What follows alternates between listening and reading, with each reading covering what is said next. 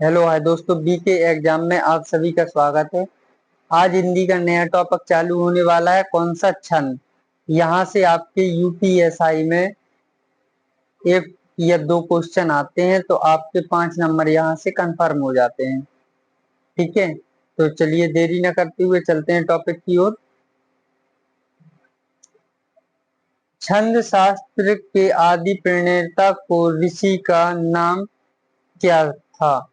तो जो जिन्होंने छंद की प्रेरणा दी है तो उनके ऋषि का नाम क्या था? तो उनके ऋषि का नाम था पिंगल।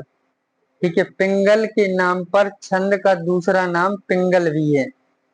मतलब जिन्होंने इसकी रचना की थी पिंगल जी ने, तो उसी के नाम पे इनका नाम पिंगल भी कहा जाता है छंद को। ठीक है, छंद का सर्वप्रथम उल्लेख किस पर मिलता है? तो ये मिलता है आपका ऋग्वेद में। किस में मिलता है? ऋग्वेद में मिलता है। छंद शास्त्र को पत्र का व्याकरण भी कहा जाता है। ये जो हम टॉपिक ये लिखवा रहे हैं आपको एक आध दो पॉइंट, तो ये बहुत अच्छे से करके जाना क्योंकि यहाँ से क्वेश्चन बनते हैं। देखिए, छंद के 4 चरण होते हैं। कितने चरण होते हैं? 4। एक होता है सम चरण, जैसे 2 और 4। एक होता है विषम चरण, 1 या 3। अभी इसका 1 या 3, 2 और 4 का आपको मतलब समझ में आ जाएगा। आगे चलिए, देखिए ये वर्ण और मात्राएं।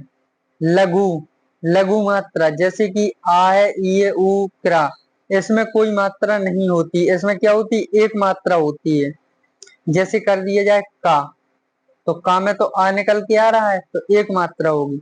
गुरु मात्राएं, जैसे बड़ा का कर दिया जाए तो इसमें 2 मात्राएं होंगी। तो बड़ा आ, बड़ी, बड़ऊ, ए आए, ओ आओ, अंगाहा, इसमें क्या होती है? मात्राएं 2 होती हैं। संयुक्त वर्ण से पहले वाला वर्ण, जैसे ये सत्य क्रम, तो इसमें सत्य में क्या होगी? एक, इसमें 2 होंगी, इसमें 1 होगी, इसमें 2 होंगी और इसमें 1 होगी कर्म। तो ये होती हैं मात्राएं, गिनने का तरीका।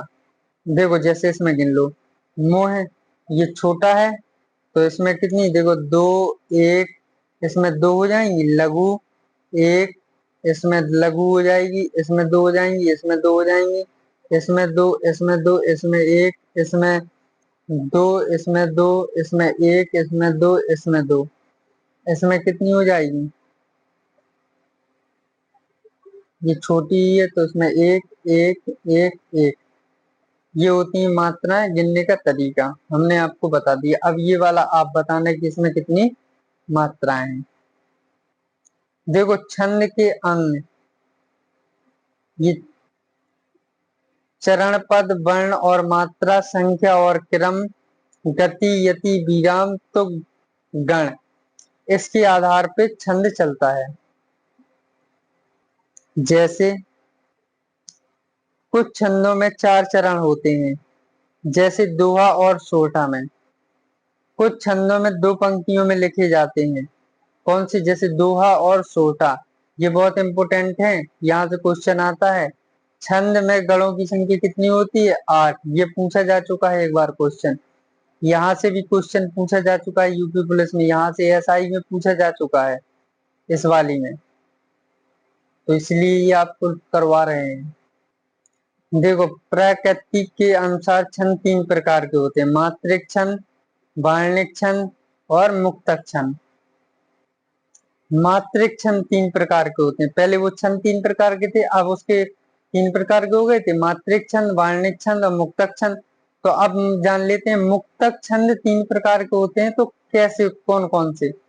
देखो सममात्रिक छंद, जिस छंद के सभी चरणों में समान मात्राएं होती हैं। जैसे देखो अगर चौपाई आया कोई, तो उसमें 16-16 मात्राएं होंगी, रोला में 24 होंगी, गीत का में 26, हरि गीत का में 28, आला में 31 मात्राएं। ये बहुत मात्राएं पूछी जाती हैं यहाँ। ये सोचो, ये वेरी वेरी इंपोर्टेंट क्वेश्चन है ये, यहाँ से यहीं से बनते हैं क्वेश्चन। ये सभी पूरी क्लास से आपको 5 नंबर मिल जाएंगे यूपीएसआई में। तो अगर उसमें देखो चौपाई आई तो उसमें 16-16 होंगी ऊपर और नीचे में, रोला आया तो ऊपर नीचे में 24 होंगी, गीत का 26, हरि गीत का 28, आला 31। अब जान लेते हैं अर्ध सम्मात्रिक छंद। देखिए जैसे है 12वें, प्रथम और तृतीय चरण में 12 मात्राएं होती हैं, दूसरे चरण और चौथे चरण में 7 मात्राएं होती हैं।